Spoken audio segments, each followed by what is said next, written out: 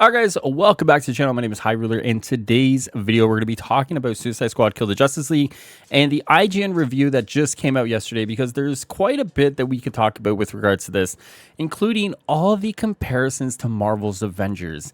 There are so many here, and they're trying to draw so many parallels between Marvel's Avengers and Suicide Squad that it's hard to kind of not talk about it, right? It does feel like it's something we have to talk about.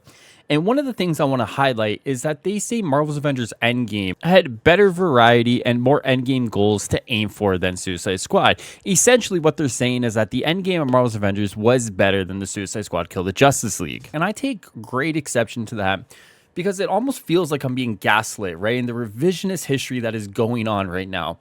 Let's take a step back to 2020, right? Marvel's Avengers launches, and the endgame consists of hives, right? So your threat sectors, your drop zones, your vaults, your villain sectors, right? The Mega Hive didn't get multiplayer until 2021, right? The first OLT Super Adaptoid didn't launch until 18 months later. Now you're going to ask, Highruler, how do you remember it was 18 months? I only remember that because Jay Shockblast was screaming it while he was playing Super Adaptoid, right? That fight was garbage. Straight through, all the way, still is garbage. We had so much talk about cloning labs because everyone wanted that kind of final piece of that endgame puzzle to come out, and we were strung along for 3 years on cloning labs, and then just was never mentioned, and then all of a sudden it came back. It didn't come back until one of the last content updates of the game. There is so much here that is just so wrong, and I feel like IGN is forgetting their own review here where they actually talk about it. I'm going to highlight some things here where they say that there's a complete devoid of surprising things to do in the endgame. They highlight that these endgame missions and the mission chains don't feel substantial. And now all of a sudden, 4 years later, they're saying that the endgame was good? I don't know what's going on nowadays with IGN. I feel like I'm looking at IGN lately and going, what are you guys doing? And maybe that's a broader conversation to have with games journalism and where it fits in nowadays with the rise of the content creator and the influencer. But this is just not it. I feel like what they're talking about here is just from someone who was never a part of that endgame content loop with the launch of Marvel's Avengers. You guys were, I was. And it just doesn't seem like that makes a lot of sense anymore. And I don't feel like the IGN review does it justice. I feel like the review of Marvel's Avengers was a lot more fair than what I'm reading out of the Suicide Squad one. And I think that's what we have to look at here. I'm not saying IGN has an agenda. I'm not saying IGN is completely just going blitzing all over Suicide Squad. But what I am saying is that what they're writing just seems devoid from the reality that we're experiencing. And I have to wonder, like, is this what we're going to have for the next little while? I think it's fair if you don't like the game after 8 hours of playing it. I think if you play through the campaign and it isn't for you, I think it's fair to walk away from that experience just being like, this wasn't the game for me. I think if you play the game for 2 hours and you review it like a Steam refund situation, I don't think that's fair from a professional games journalist. I think we are in such a weird position nowadays with games journalism and what the actual player experience is that I wonder where the disconnect happened, and I wonder if it's ever going to get better. I would like to see IGN put out something that's fair instead of saying that like an eBay seller is knocking down the price and it just seems like it's a complete hit on the game. I'd like to see IGN actually acknowledge that there is an end game here, and instead of waiting 18 months for the first update, we're only waiting a month. Let's remember that Marvel's Avengers had updates that were slow, and it was a glacial kind of move between one update to the next one for content. Suicide Squad is going to give us the first update within a month with all new weapons, all new gear, all new missions, all new objectives. We're getting the Green Lantern and Superman boss fight. We're getting a brand new character. This just doesn't seem a fair comparison. And Marvel's Avengers was developed during the COVID times. That ongoing live service aspect was developed during one of the toughest periods in modern history for working, right? Because if you guys don't remember, their update process was just abysmal. And they spoke about that pretty openly, right? So I'm actually going to give them quite a bit of credit for what they were able to do at a certain points in time of that development history.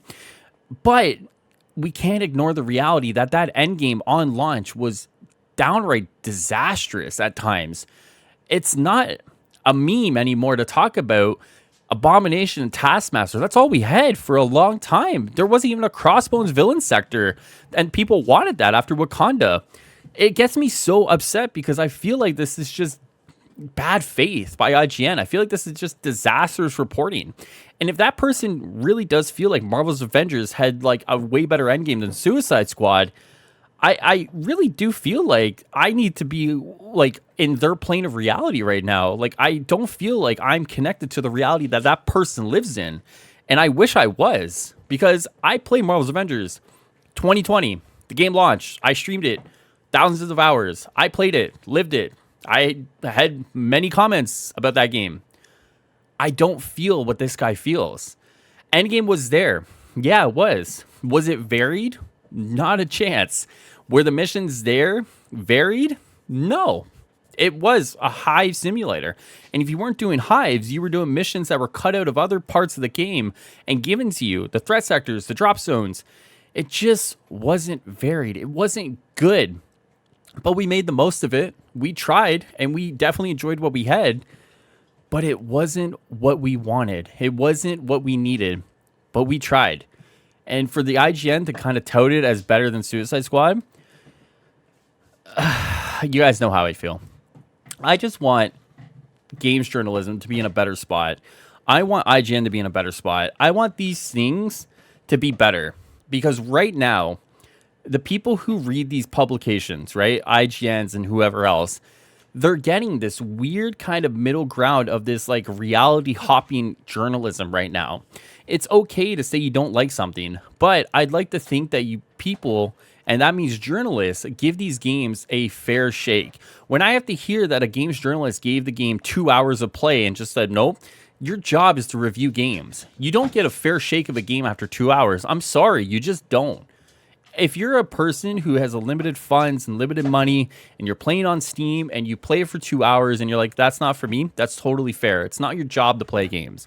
But if you're paid to play games, review them, and give an honest critique, you don't get that in 2 hours. And I think right now what we're seeing is a disconnect between games journalism and the actual players playing these games right now. And I'm flabbergasted at these conversations taking place. And I feel like we handhold so much within the gaming community, right? And not to say everything is, burn it all to the ground sort of thing. So much of things is just having their handhold. And I really think games journalism needs to be better, right? And we live in a time where games journalists feel at certain points maybe have to be kinder to these publishers in order to get, access to these games. But there also exists the other side of the reality where if they don't get access to these games, they burn it all down very quickly, right? It feels like it's a very petty kind of relationship at certain points in time. And we need a middle ground where it's like, if you don't get access to a game, that's fine. And if you do get access to a game, that's even more fine. But you have to be fair all the way through, right? And what I'm seeing out of IGN lately, and I even defended them, right? When that preview event came out and Destiny came out, I said, it's just IGN, kind of saying what they said. It's all good. Like, it happens, right? But this is ongoing now. This is just a breeding ground for like this weird, petty kind of relationship that IGN's having with Rocksteady and Warner Brothers. And it's just touting like the worst things that you could find on the internet and passing it off like it's newsworthy, right? They just put an article kind of, hashing out some of the worst parts of the narrative going around this game. And a lot of it centers around Kevin Conroy's death and his feelings about this role and people's feelings about this role. And I think they forget that, like, he read the script, agreed to it, and that's it. Like, and it's just starting to get to the point now where it's like, where is enough? And IGN lately, I don't know if they've had enough yet, because obviously this is working for them. They got me to record almost 10 minutes of me being pissed off because their journalism just sucks. And I'm sorry to say that. I'm not a journalist. I'm just a dude who works my jobs. And I'm sure people may think my job and the way I do probably sucks. And they may want to do that. That's totally fine. But I'm not just going to sit by and let them just write complete garbage over and over and over and over again and think they can just get by on it. Actual garbage. Actual trash. And I'm sorry, but they need to do better. They 100% need to do better. So that's all I got for you guys today. If you guys enjoyed this video, you want more Suicide Squad content, subscribe to the channel, like the video, leave us a comment, and I'm going to go to a bird conservation area and have some fun because this stuff is just ridiculous at a certain point. So I'm going to go enjoy my life. You guys go enjoy yours, and I'll see you guys next time. Peace.